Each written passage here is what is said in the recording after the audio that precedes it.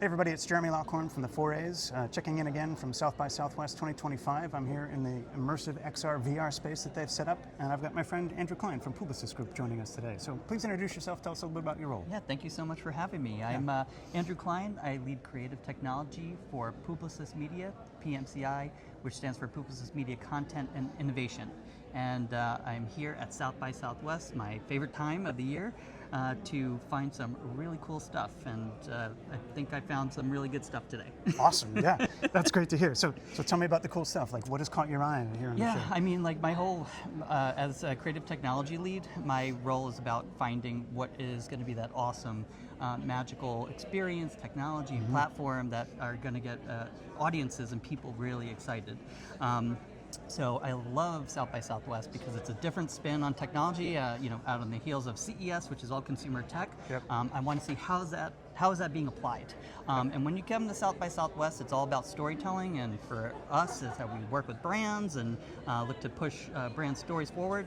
Immersive technology is certainly the way that we're doing that. And it's great that we're here at this amazing South by Southwest XR space, which is just multiple floors of the coolest, latest XR technology. So a lot of different use cases, head-mounted displays, Quests, Apple Vision Pros. What I'm loving is mixed reality that I'm seeing on this floor this year. And it's just a new way to get people really deeply immersed in the brand and starting to tell these important stories. Yeah.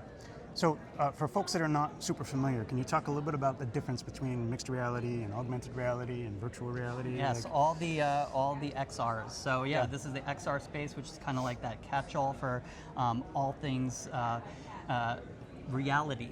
So augmented reality is primarily we're using our phone devices to overlay digital content on the real world.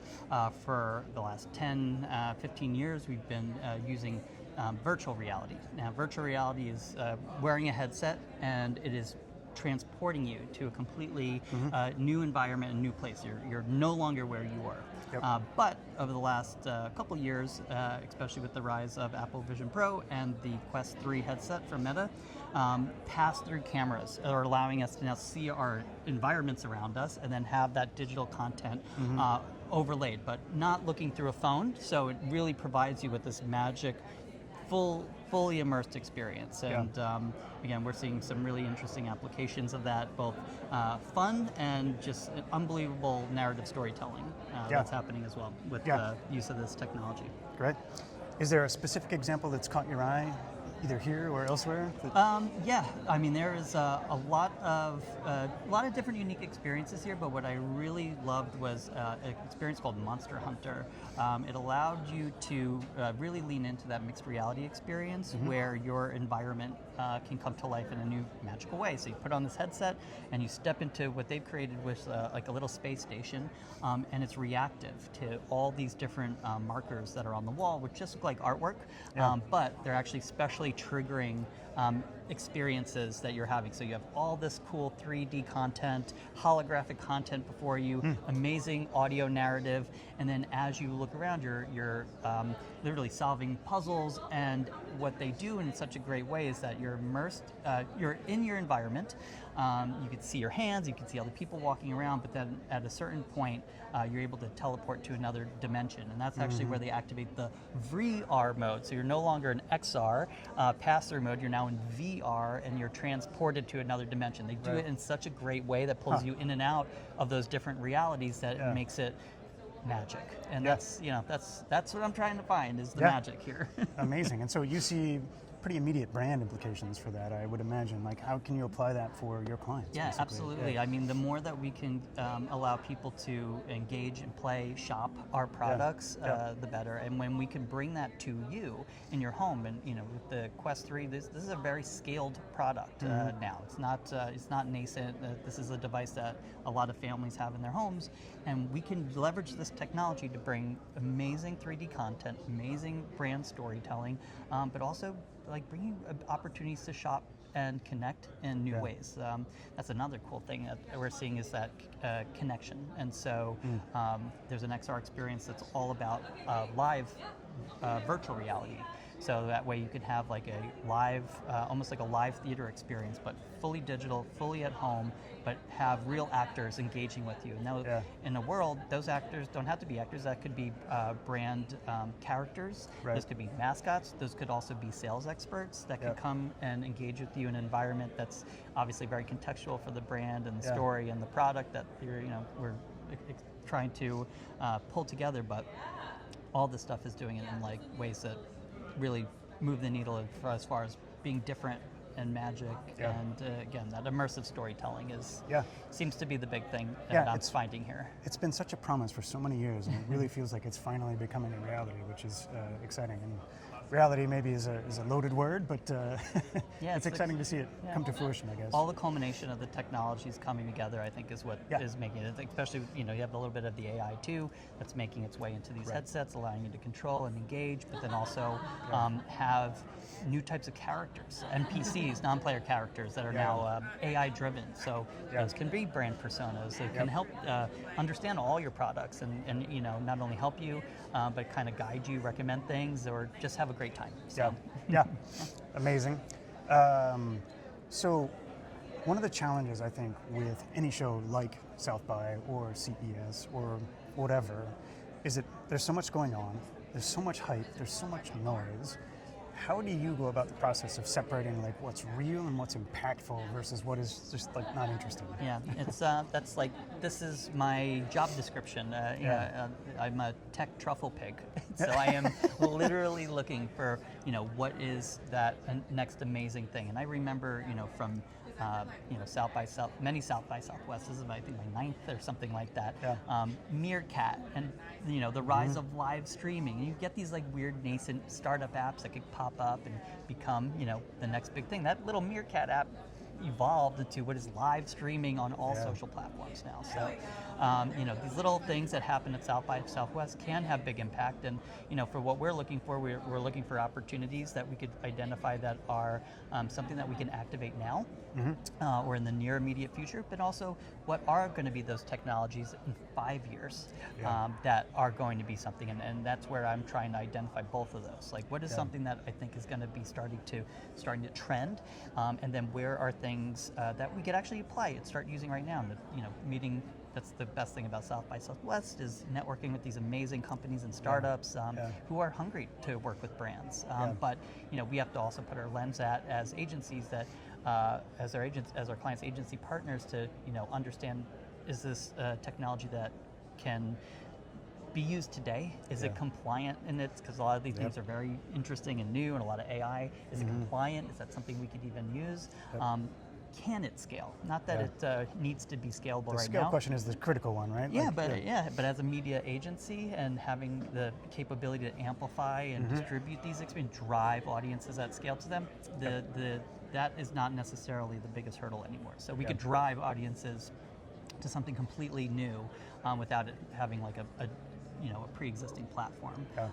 But that's also why we're here as a media agency, to identify that. So again, we could find something that's really amazing, really magical, and then bring that back to our clients and see if there's something that we could do with it. If not, then we'll already know that we pass. We'll know that this is something that's passing and a little too weird. It's this is the place to push the boundaries and get a little bit weirder. That's South by Southwest. So keep Boston weird, right? I mean, if CES is about being pretty real and practical for the most part, but South by Southwest, you have the license to get weird. I mean, we're sitting in a virtual hallucinogenic mushroom virtual reality pod right now, so can't get weirder than that. Right, yeah. It's a perfect analogy for South by, right? All right, I have one more question for you. And you started to touch on this in terms of like how you think about the future. If we were to repeat this interview in 2 years here at South by Southwest, I hope we do too. What would look different, like particularly from an advertising perspective? Like, how would things have changed? How does the ecosystem change? How does consumer behavior change? I mean, I'm thinking as I see. There's one thing that's happening interesting at this show, is that there's a delay of the experience floor. So I'm hoping to see some more technology, and I'm assuming I'm going to see some more robotics. But I have a hunch that we're going to see more robots walking around with us on the show floor, not as come check this out, but actually as I own this and I'm going to remotely attend South by Southwest via robot. Right. And I feel like this, if you look at Tesla Optimus robots, and I keep seeing so many of these new like robotics that are meant to be doing dishes.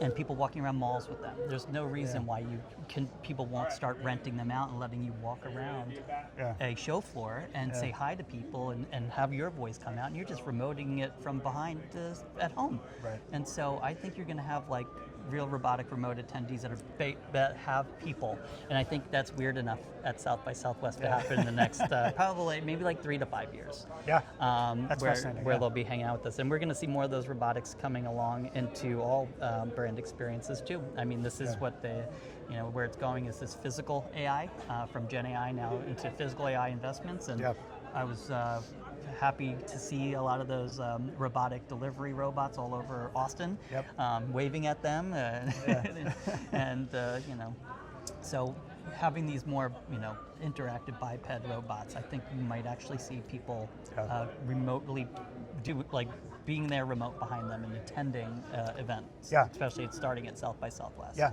so it kind of foretells a future where we're going to be marketing not just to people but to robots and AI agents, right, that are making decisions on behalf of consumers.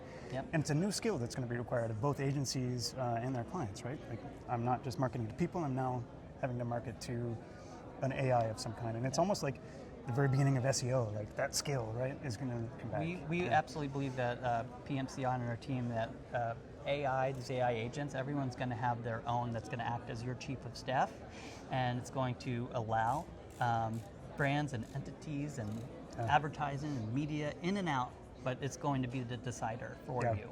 And so as like more people have their own maybe small language models that are very bespoke to them, it's going to be this new opting in. It's like, how are people going to be connecting to your personal AI?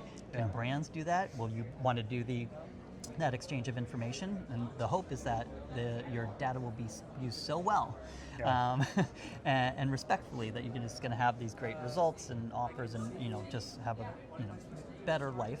That's the hope. So we'll see. But that's going to be a big thing as well. So your own personal AI. We'll see. And it's going to be wait till we get to the subscriptions of those, and that's another conversation for next year's South by Southwest. Yes, probably. Awesome. That's a perfect place to leave it. Thank you again so much for doing this. I really appreciate your time and insights. So happy we got to hang out and do it here. So this is perfect. Hey everybody, thanks again for joining me and Andrew. I'll be doing more interviews throughout the week, so stay tuned for more. Cheers. See ya. Thanks again. Yeah.